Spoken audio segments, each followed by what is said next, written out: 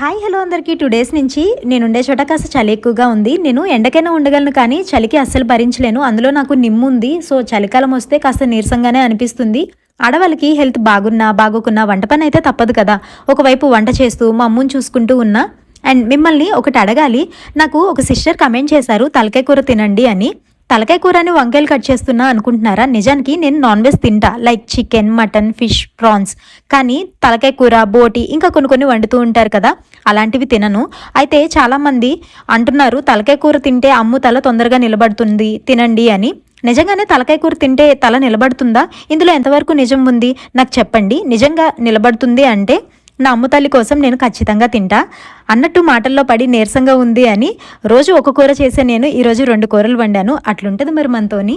And video నచ్చితే కనుక ఛానల్ని సబ్స్క్రైబ్ చేసి సపోర్ట్ చేయండి. Thank you.